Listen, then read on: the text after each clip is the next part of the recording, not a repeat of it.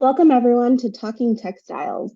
I'm Donielle Lorelli, member of ATA and board member of the Military Division. I'm also the product manager of textiles at National Industries for the Blind. The goal of this podcast is to get to know the wide variety of positions and markets that make the advanced textiles world turn.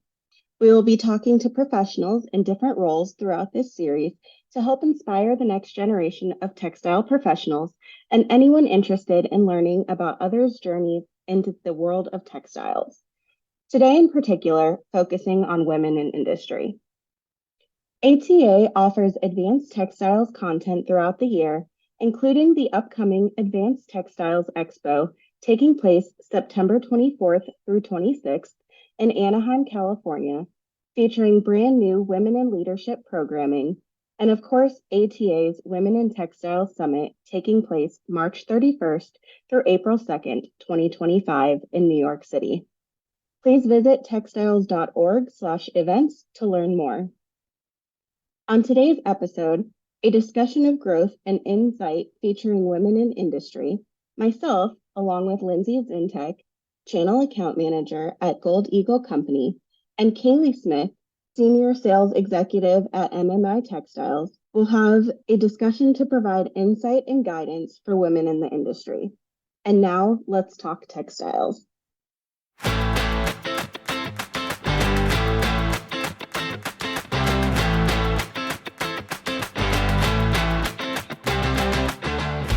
Hi, I'm Donielle Lorelli. Today, myself, Lindsay Zientek, and Kaylee Smith are your featured guests. Welcome to the podcast. So, Donielle, how did you get into the textile industry?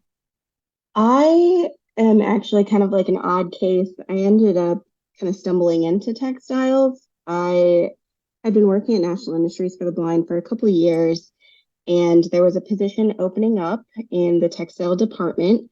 I knew nothing about textiles except how to wear them. And basically, the guy that was in charge there asked me to apply. He said it's kind of a complex job, but I think you can handle it. So I started out really doing a lot of just kind of administrative work, documentation and stuff. And I've just had the opportunity to grow in the role, and I really have enjoyed it. And I've worked my way up a little bit, and now I get to go out and attend industry events, and I've actually started to learn a little bit more about textiles. What about you, Lindsay? I'd say you're not the only oddity. I also kind of came into the industry in the kind of like a side door kind of way. The company that I'm with, we manufacture aftermarket products for aftermarket products. And that's how we touch the textile world. So mine was I got into the industry from a college friend who also was a side door, weird entrance into the world. She kind of dragged me along with her, and 11 years later, here I am. But it's I've learned a lot.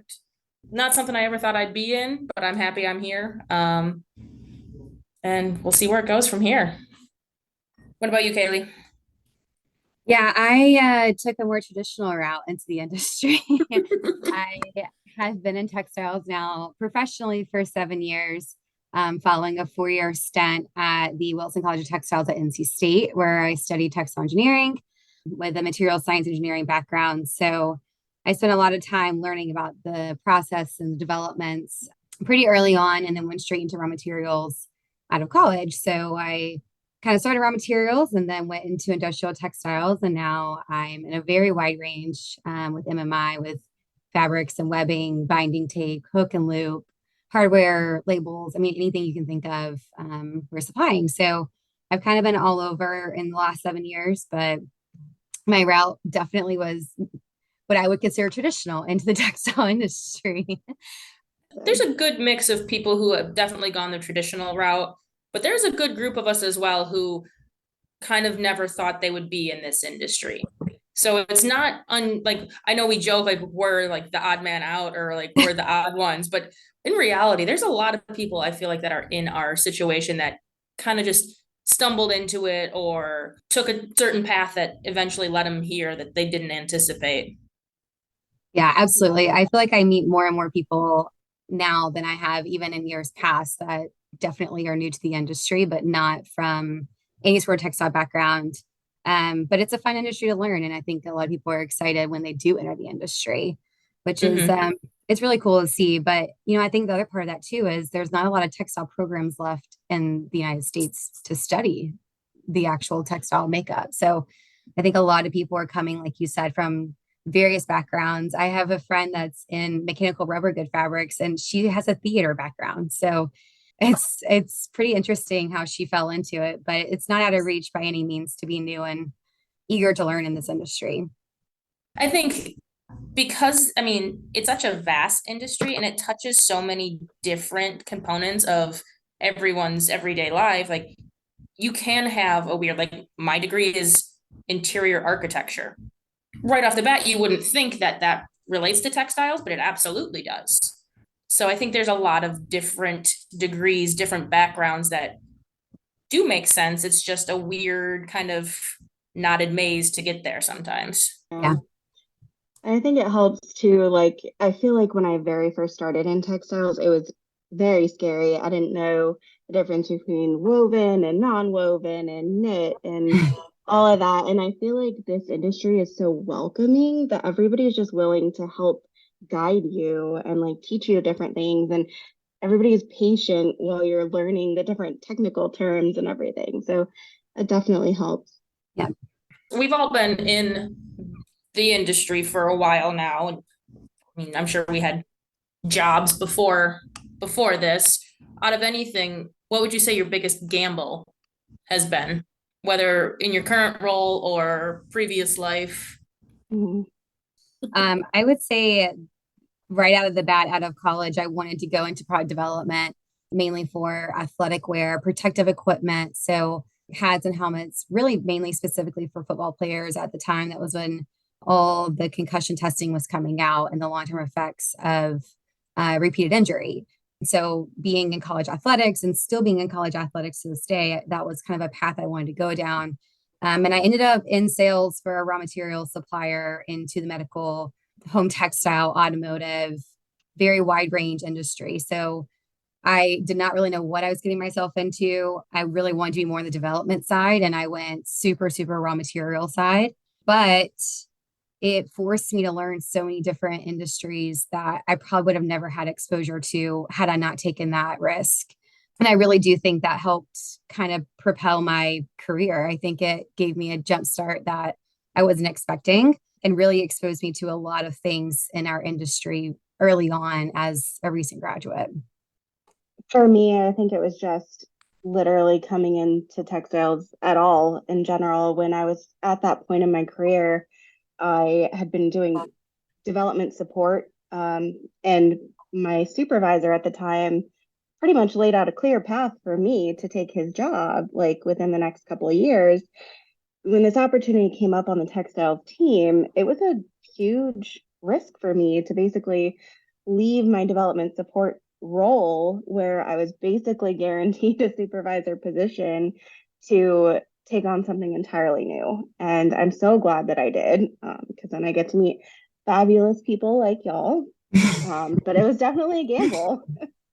I think for me, I had already been with Gold Eagle for a few years, and my husband and I were relocating from Chicago down to Georgia for his job. And at the time, my boss said it wasn't going to work remote. And at the time I was devastated because I wasn't ready to leave Gold Eagle yet. And I kind of sat there for a few weeks trying to freaking out between trying to find a new job in a new city or trying to figure out what I could still do with Gold Eagle. And I ended up creating an entirely new job, new position at Gold Eagle. I was already kind of helping out with events here, but we didn't have a event manager. So I created a whole new role, whole new position, and pitched it to him, laying out, the gaps I saw, other issues that people were having that we didn't have anybody to help with, and rolled that into one and kind of threw it to, the powers that be and said, hey, what about this? And to my relief, they were fully on board, and that then took me into more of the management role. And then that's branched me up further into marketing over the years since then.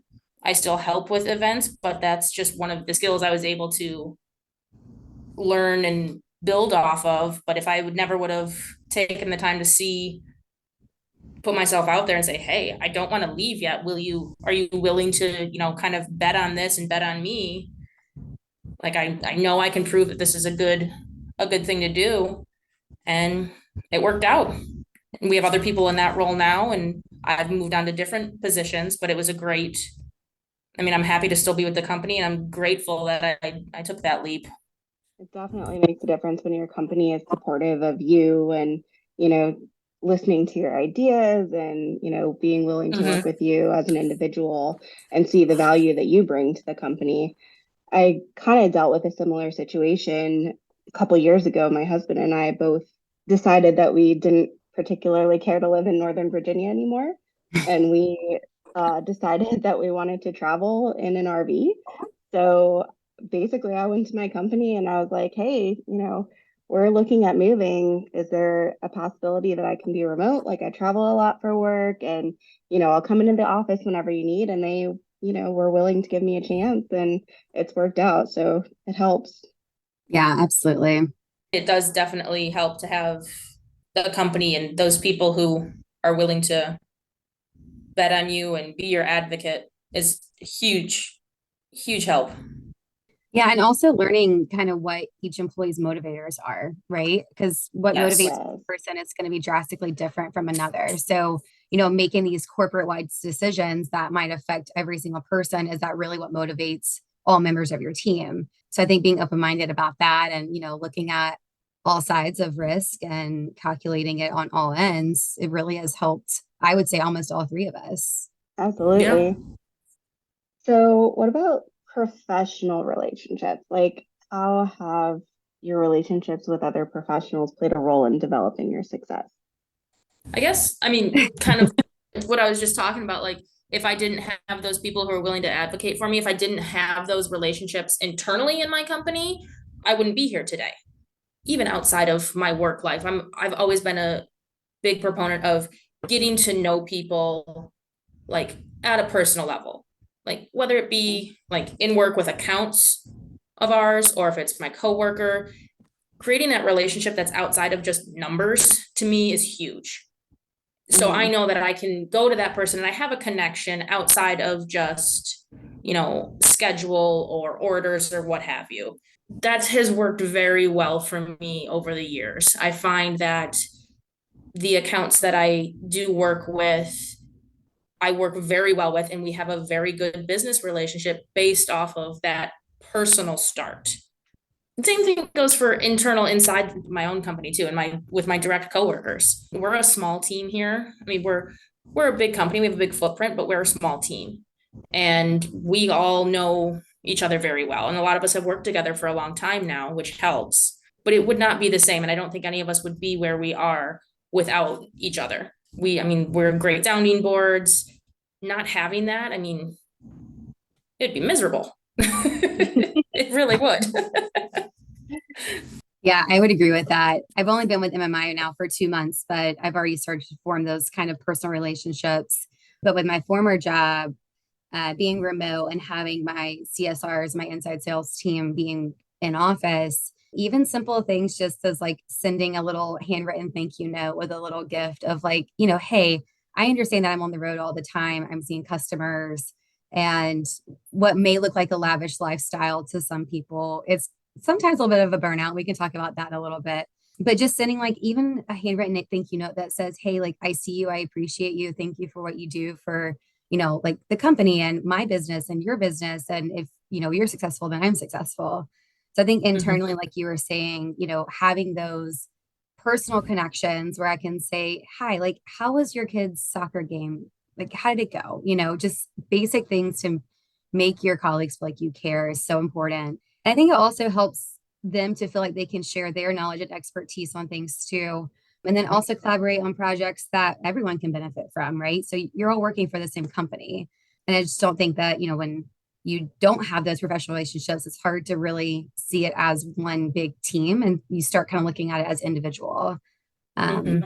which I think takes away sometimes. So, but I would say too, like outside professional relationships are super important as well. I mean, there's times I pick up the phone and call someone I've met at Women in Textiles just to vent about my day because they're in the same industry we are and deal with the same issues that we deal with. And their shipping container also did not arrive on time. And, they're dealing with something that I'm also dealing with. So just having an outside source to vent to and kind of bounce ideas off of that are outside of my company, it's pretty cool. It's nice to have a sounding board that I can go to, and I think that's also important. Yeah, I agree. Especially, in addition to that, along the lines of having external professional relationships, I feel like we all tend to help each other. Like, if one of us knows we're struggling with something, we know who to call, we know who to email and reach out to, and everybody's so helpful. And it's like, hey, I'm struggling to find this specific mil spec of webbing. It's, if you didn't know who to reach out to, it's a struggle, especially, with domestic supply chain being so complicated these days. Like, so it's so important to build those relationships with other individuals outside of your organization as well as inside. Yeah. And that's, I think, I know we talk about networking. It's huge because it's like you said, like there's going to be someone out there who's probably gone through the pain points you are living right now. And exactly. and it's a wide variety of, experience levels. You have people who have been dealing with this for 30 years. You have people who are brand new 3 years. But we're all going to go through different trials and tribulations, and a lot of them are going to be similar, just with a different perspective. So I think networking for me over the past few years, I've gotten more and more involved in different networking events. It's made a huge difference. Just talking to someone who, I mean, obviously I am, my product is very different from a lot of people that I'm talking to, but I mean, the overarching problem is probably the same, and getting a different perspective. Or if you're up for a promotion, talking to someone who, had maybe recently went through that. What did they do to seal the deal? It's a huge, huge help. And I'm very happy that I decided to start, kind of putting myself out there more and reaching out to people, because it's made a world of difference in my work life for sure. Yeah. I tell people all the time that Women in Textiles is probably the single most important event for women in our industry to attend. Mainly because of that. I mean, I feel like I have forced a little bit of mentorship, meaning I have asked people to mentor me and they don't even know that part yet. Or they don't know that they are serving as a tiny mentor, but still being so fresh in the industry, but also in an industry where I feel like I climbed a little bit quicker than expected. Having those mentorship relationships while attending those events, I think are also super important. Having your name on that invite to go to dinner with whoever, you want to make sure that your seat is always at that table, and having those people in your corner that are saying, oh yeah, why don't we invite Kaylee to this event tonight? And then that person might invite someone else, and then that's someone else. And I feel like every year that we do finally get together, it takes a whole day for us just to catch up on life. But that's the time where it's really important for us. And like Donielle was saying earlier, I mean, having someone that I can call and just say, hi, I don't even know what this product is, help me, is huge. Because sometimes you don't want to admit that to the company that you work for, right? You don't want it to sound like you're unintelligent for whatever reason. But your friend doesn't care. Your friend's going to help you out. Exactly. Well, and I think it helps too, especially with women in textiles, to be able to build those relationships in what feels like such a natural way. Like it's not like you're trying to force selling a product or, selling your services. It's, hey, we're gathering together as women in the industry to help each other, and figure out how we can advance in our careers and help our companies and, just be real. And so I think It definitely, when it comes time to do the business part, it's easy because you've already built the relationships. You've already gotten to know these people on a personal level. Mhm. Yeah, absolutely. We I think we're to burnout. yes, we've made it down to burnout, which also is a great topic to talk about with everyone you I feel like a lot of our sessions at Women's is talking about this because everyone can relate. Yeah. Absolutely. Is that even a question anymore? If we have experienced burnout, I feel like everybody has. I think it's interesting when we talk about burnout because lots of times we're sitting in these rooms with people from all age ranges and all levels of the career, ladder. And I feel like every time we listen to any sort of topic about burnout, every single person can relate, whether it's burnout of deciding what meal you're going to cook for the week and you just can't make one more decision on whether like spaghetti or burgers, or if it's, actual burnout from your job. And I feel like every year for me personally, it's kind of a reset trigger when I sit down and talk with people about, where does my passion lie?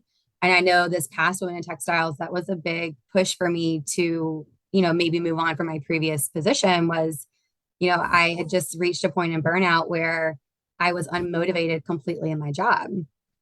And that's not to say that my previous company, did anything to harm me by any means. It was simply that I was getting to a point where I was stagnant. I was bored. Nothing was exciting. And it could have been burnout, but it could have just been I was ready for the next project. And, having that self-evaluation of, where do I want to be? What does that look like for my career? What does that look like for myself? What does that look like for 5 to 10 years from now? And really prioritizing myself, my career, and my own self-care was super important, especially in this last year. And it's so important to take the time to sit down and reflect about where you are in your career and what you want out of your career. And are you getting that from your current role? Yeah, most definitely. I mean, like you said, I don't think it's a question of if, but like why or how are you letting the burnout happen? And like you said, reflecting back on, okay, how did I get to this point? Why am I sitting here beside myself, exhausted? What needs to change to make sure that this doesn't become the norm? Yeah, absolutely. I mean, sometimes it can even be something as simple as a personality issue that you have with someone else. And over time, the gears just grind and it becomes do I want to fight this battle any longer? Right. But even not just, learning and growing and not being eager to develop as a professional, but even with yourself at home, I feel like everything that we do in our jobs takes up 90% of the time that we're awake. Right. And so outside of the time that we're physically working, are we even unmotivated in our own lives? Because I feel like it all trickles down and whatever's happening and the frustrations and inability to calm down or whatever you want to call it at your job, I feel like sometimes correlates into the household as well. And then that is, not healthy for anyone. So I think it's super important to understand what those triggers are for yourself and why, and then kind of go from there and then look at how can you prevent that from happening moving forward. Yeah, I think you hit the nail on the head with that because that's when the first time I realized I was at my burnout point. I was really stressed at work and I realized it was flowing over into my personal life. Like little things were setting me off at home that shouldn't have. Yeah. And that's when I was like, okay, and at this point, like I've worked at home for 7 years now. So that line between work and home had gotten finer and finer until it was almost non-existent. So I really had to sit down and look at it, be like, okay, what do I need to do here? And mine, to me, I was cluttered. My head was cluttered. My schedule was cluttered. My physical desk was cluttered. So I actually just did a complete reset. I rearranged my furniture in my office. I threw out a bunch of stuff. I went through my calendar and I took myself off meetings that I was not absolutely required to be in. I would join as like a courtesy to someone, but if I didn't need to be there, I took myself off of it. And I actually started scheduling. I blocked off time every single morning just to get my mind right before I talk to anybody in the office. And that's made a huge difference. Like just that little tiny, like, okay, hold on a second. Let's pause. Let's take a day to figure this out and then go forward. And just mentally decluttering was a huge help. And then those little things at home easily became, nothing again. So I mean, that balance is hard, but just doing that quick reset made a world of difference. That's so smart. And I actually kind of do something similar. I started blocking off my lunch hour because I found, especially being remote, I'd be at my desk and I'm just, going away. I'm at meetings and responding to emails and, working on documentation. And the next thing I know, it's 3 o'clock and I'm hangry. And it's like, I've done nothing to help myself. And I'm just like, even that day-to-day burnout was just getting so bad that I was like, okay, pause. Even if I don't necessarily leave my office, at least I can like take a mental break. And it's like forcing me, like the little reminder pops up and it says, hey, lunchtime, like step away, do something else. And even that little break helps. When I first left the office and started working from home years ago, one of my coworkers, he had worked on and off remote in the office, and he gave me some of the best advice. He goes, I'm going to tell you two things to do every day. He goes, continue to get ready in the morning. Don't go and like go from zombie mode, waking up straight into work. Don't do it. And the second one, step away for lunch. He goes, if you're in the office, you'd be going and hanging out in the break room, chatting with people at lunch, or you'd be going to grab lunch with coworkers outside the office. Step away from your desk. And it's some of the best advice. Even like you said, just for that daily burnout, you need even if it's for 20 minutes, it makes a huge, huge difference in my day. And I'm very glad that he, said that in the very beginning, because it does help a lot. Yeah, that's really smart. And of course, there's like big ways to help with burnout. I don't know. I'm sure it doesn't work for everybody, but I started taking basically an annual girls trip with some of my friends. And it's so nice to like, because again, like we mentioned, there's at-home burnout too. And so it's so nice to get away from like, I love my family, but it's nice to get away from them and from work and from responsibilities. And it's like, that's just a nice little reset to, come back in and recharge. Because I feel like for me, if my battery is drained, I'm not operating at 100%. So it's not helping anybody. So if I feel like if I can take the 20 minutes for lunch or, the 5 days for a girls trip and come back and work at 100%, you're going to get a lot better results out of me than if I were to try to continue to just push through the entire time. Yeah. I think too, maybe this is a female thing, maybe it's not, but I think that we tend to take so much pride in our work, whether it's our job or it's our work at home or it's the meal we cooked. I don't cook a whole lot, but if I do cook a meal, I'm very proud of it. It's kind of hard to not let that personally affect us day in and day out too. And getting some, frustrations from something that really is not personal and it's not meant to be, but you take it so personally because it's a project you worked on so hard. And then compiling that over and over and over and over again, and also not stepping away from it, I think really kind of affects a lot. And like you were saying, there's that fine line between work and home. I mean, my house is my office. So if I step out of my office and shut my door, I still don't have a commute home where I used to kind of decompress on that drive. And so now I'm kind of trying to force myself, if I don't have coworkers at home, I have my dog. So maybe I take my dog on a 15-minute walk every 2 hours or something, just to be able to, that's kind of like my coffee break, right? Like that's my stepping away and coming back. But even outside of that, like having hobbies outside of your job, I think are also super important because like, for me, I coach college cheerleading. And so when it's in the summer months, like right now, after work, I'm bored. And so my brain goes to work mode instead of let me find something to do.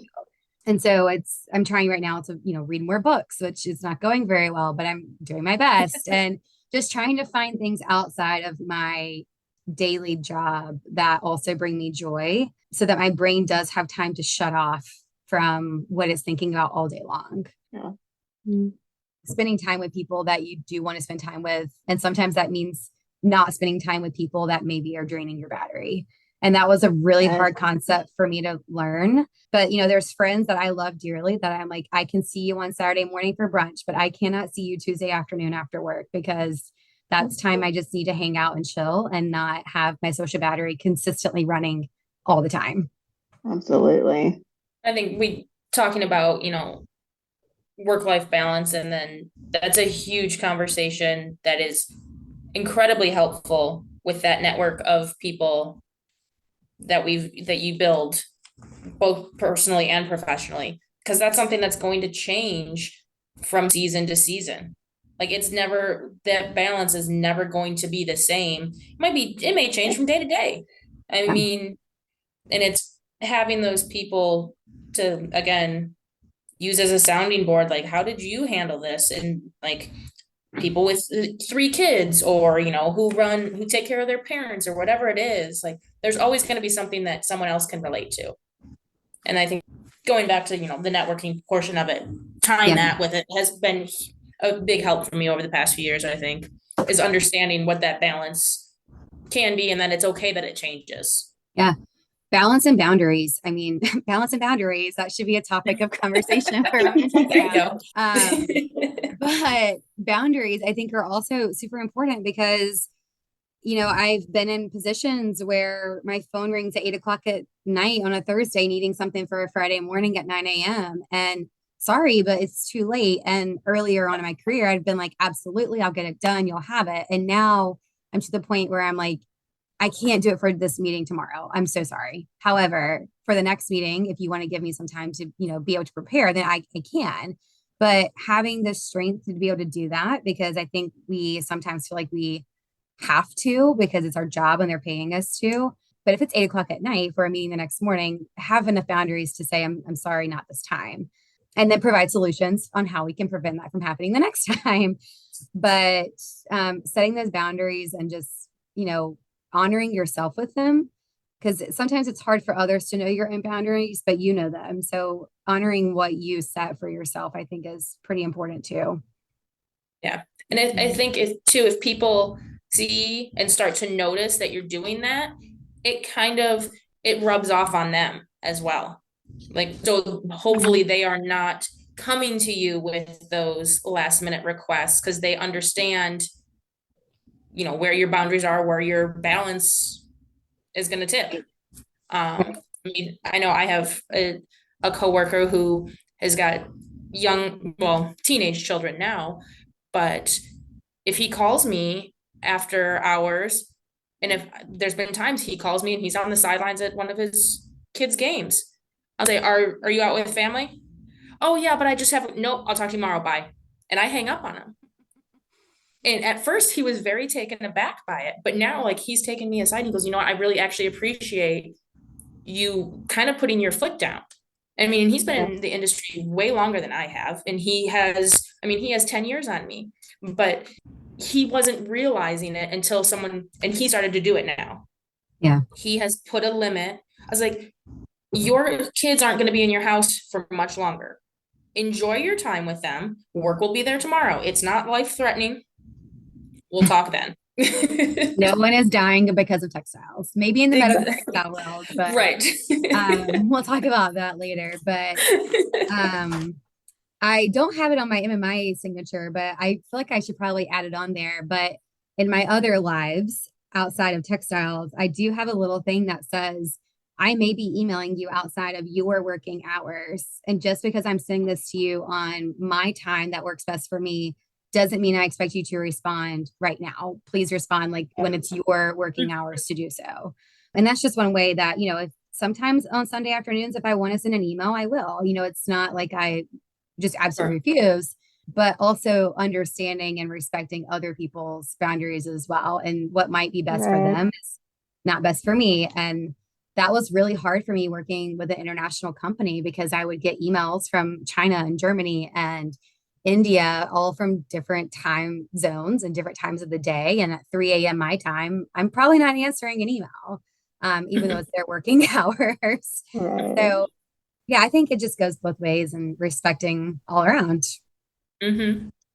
And I like that too because you never know if somebody's emailing on a Sunday afternoon, maybe they had a doctor's appointment Friday morning and their boss is being flexible and this is their form of work-life balance. Maybe they're able to trade something for what it wouldn't normally be considered working hours. So I do appreciate that. But I want to go back real quick to something Lindsay said earlier as far as your work-life balance being able to change like day to day, week to week, month to month. Mm-hmm. Because there are going to be times where I'm literally on 24/7. Like I just wrapped up a conference last week where I was emailing people at 4:30 in the morning because I was awake working on the conference. But, this week it's more chill. Like I'm going down to Miami to be with some friends and that's the flexibility. There are going to be times where I'm feeling like I'm so busy and constantly working, but then I get the trade-off where there are times when my home life is going to be more flexible and I'm able to do more fun things because I've already gone through that wave of the work. So it is Yeah, important that balance is fluid. absolutely. I totally agree. I think even too, work-life balance is going to vary generationally as well. Mm-hmm. Like because we have it's an old industry. So we have a wide variety of age ranges who are in the industry, Yeah. come from very different work styles. And some people don't know what work-life balance is, and other people preach it every single day. So it's gonna vary dramatically. But as long as I think at the end of the day, if everyone needs to be respectful of who they're dealing with and understand that not everyone works the same way. Yeah. I have that conversation with her all the time. I keep forcing her to retire and she'll be working at 8 o'clock at night. And I'm like, what are you doing every single night? Why? But yeah, it's the generational thing. Her idea of work-life balance is way different than mine. And I get to the point now where I just, let her do whatever she wants. But sometimes I'll kind of hammer her down and say, you need to maybe eat dinner tonight. That would be a good. That just makes me think of, I feel like the standard saying is treat others how you want to be treated, but the one I prefer is treat others how they want to be treated because we're all different, we all Yeah, have different motivators and different goals. So I like it's that. important to be aware of that. Yeah, I like that. I mean, in the beginning, we talked about like how we've all kind of been in the industry for a good amount of time now. Kaylee, I know you're just starting out with a newer company, but what are we excited for moving forward from here? What's on the horizon, or whether it be your own career or in the industry or both? I mean, what are you Yeah, guys excited about?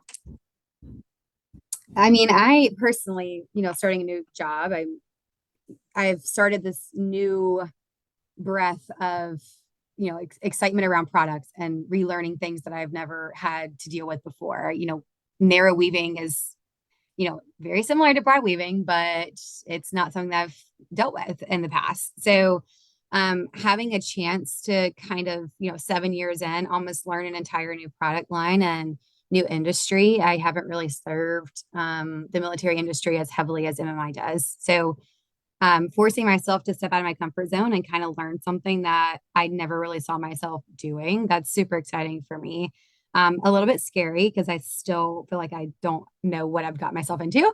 Um, but I feel very supported and I'm really excited to, take that risk and run with it. Big change, but super exciting. And then, as an industry wide, it's really exciting to see all the young energy coming through. I mean, I say that I'm young, but I mean the straight out of college, super, super eager mindsets that our industry, like you said, is an older industry, but that also means that there's a lot of people that have a lot of knowledge that was not documented. So, the industry was created on pen and paper, and some of that pen and paper has been shredded, and we have no idea what it was and what it looked like, which sometimes is good and sometimes is bad. But there's a lot of new blood that I think is bringing a lot of excitement to the industry. I just spoke with a lot of high school students that are all going into College of Textiles as freshmen, specifically for, textiles and to work in our industry, which I think is super awesome. So we're still seeing that drive from younger engineers and designers and materials and chemists and all the things to add value to an industry that's so broad and needs as much help as it can possibly get, to make sure that when those people do retire out, we have someone backfilling those positions to keep the industry, up and running. We don't want to see this industry kind of fade away over time. We all need textiles. We would be naked without them. So we all need them, and we all need them to survive. So yeah, I'm super excited to see what it's going to look like in the next 10 years.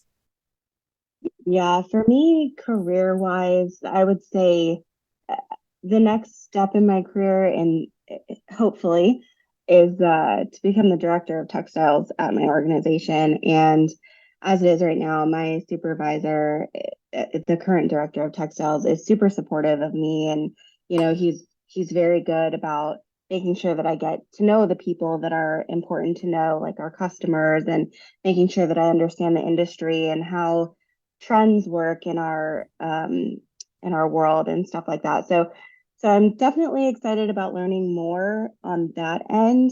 As far as the industry, I am super excited to learn more about other facets of the industry. So like a few months ago, I was able to go up with ATA to Washington, D.C. and advocate for things that are affecting our industry. And I think that's super cool because there's a lot of things that I had no idea about that really affect our industry a lot. And so, getting that knowledge out there for ways that we as individuals can help advocate for our industry has been pretty awesome. And I'm looking forward to doing more of that as well.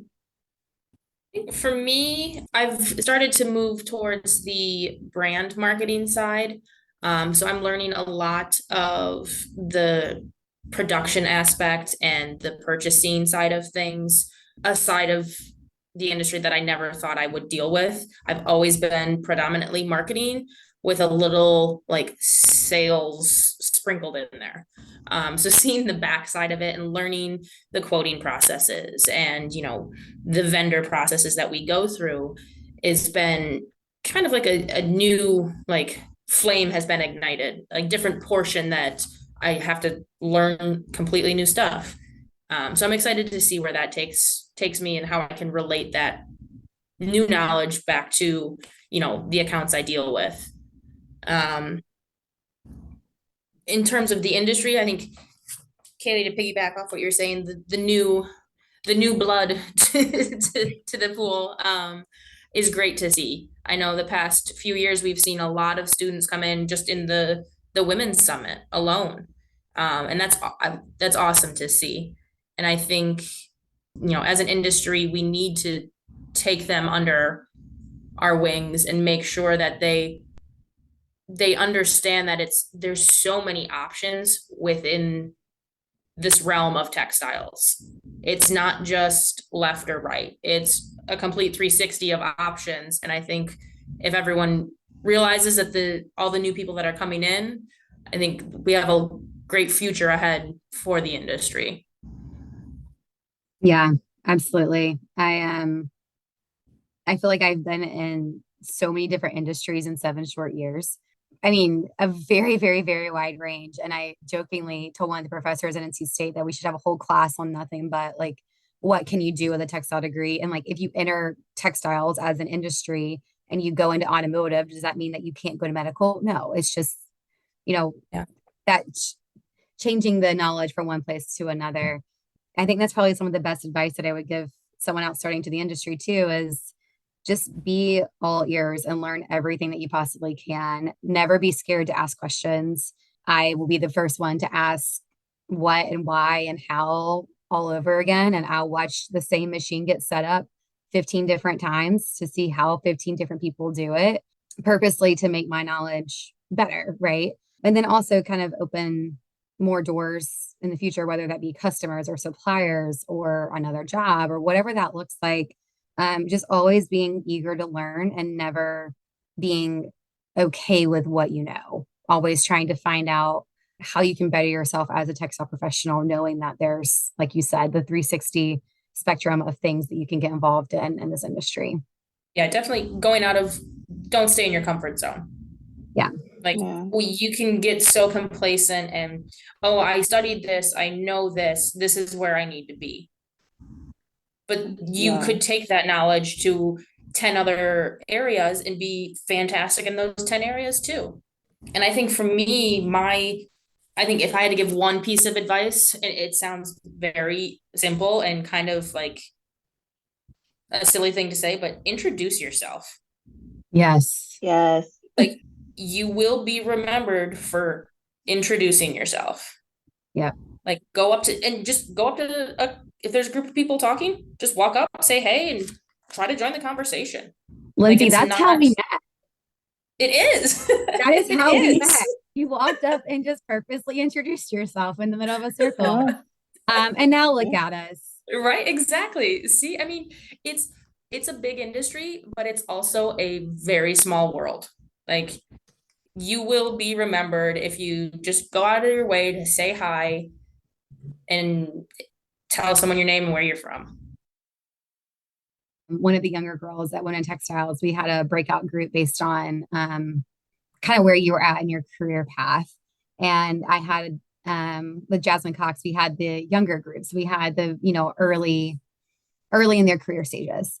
And one of the girls was basically saying how it was hard to attend some of the cocktail events after trade shows, right? You're on a trade show floor all day. And then the last thing you want to do is go to that one cocktail hour for 1 hour. But I was basically telling her, just like you were saying, that is when you really get to make those strong connections. Even if you don't partake and all you get is a soda water with a lime, no one says you have to partake, but just go and force yourself to have a seat at that table, introduce yourself, like you were saying. I've seen it over and over again, even people that are looking for jobs that go to these events literally just to hand out their resume, not, physically, but making those connections to do so. It's so important. Mm-hmm. Like I said, it seems so silly and so easy, but people forget like the basics are there for a reason. Yes. Yeah. And I think too, if it can be a little intimidating or scary, if you can find a partner, a buddy, somebody, it's okay. Like go up and introduce yourself to people together. And there are going to be people that person knows that they can introduce you to and vice versa. And that's honestly what really helped me when I started in textiles was my predecessor, luckily, was still in the industry, even though he went to a different organization. And he basically toted me around and introduced me to people, which was great. So, now if I see somebody else in that same role where they're like a little shy, a little nervous, like, hey, come on, let's go meet so-and-so. So it's okay to find a buddy. We will be your buddies. Absolutely. And then it makes every event or conference or meeting after that way more enjoyable because you'll remember if you make those connections, like you look forward to seeing those people. Sometimes you're only seeing those people a few times a year, but it makes everything there on after much more enjoyable. Yeah. The biggest thing too is everyone, never wants to ask, I remember your face, but I don't remember your name. Oh, I am terrible. I'm guilty of that. I will probably ask your name 30 times. I'm so bad. But I think, that's still, to remember your face is still important. People are going to remember you and they're going to remember you coming up to them and they might not remember what you said, but they're going to remember how you treated that person. So also like adding people on LinkedIn. I feel like every trade show I go to, if I get a business card, I lose business cards like every single day because my office is a disaster. But I purposely make an effort when I get home from shows to just add people on LinkedIn. And it sounds silly, but then if I need to go find, like if I type in Industries of the Blind, like I know Donielle's going to pop up under the people. So if I lost her business card, I can still go find who I need to find. like little things like that that can help your network grow, I think are really important for anyone entering the industry. And LinkedIn helps you put the face with the name. Yeah, it does. Bonus. It's true. Yes. Yeah. Well, I think if I had to give one piece of advice to someone just starting out, I would say advocate for yourself. And that's not even necessarily just textiles, but advocate for yourself. Know your value, what you can bring to an organization, and just speak up, ask for a seat at the table, give your opinion. Not everyone's going to listen to it, but it's okay. At least you can say you tried, and maybe next time. Yeah. That's like planting the seed and waiting for the tree to grow. Every time that you're having those encounters, it's just planting the seed. And Lindsay and I might never do business together, and that's totally fine. That's not what any of this is about. It's more about building those connections and creating that network that is there to support you. And maybe one day I do want to go on the chemical side, and that would be a great person to reach out to. But for now, There you go. Yep. we'll just cultivate those relationships. Absolutely. Yeah. Very cool. I think we actually made it through all of our We talking did. points. Good. Thank you for joining us for this episode of ATA Talking Textiles. ATA is a not-for-profit association representing the international specialty fabrics marketplace. Learn more about the events, workshops, and webinars ATA hosts throughout the year at textiles.org/events.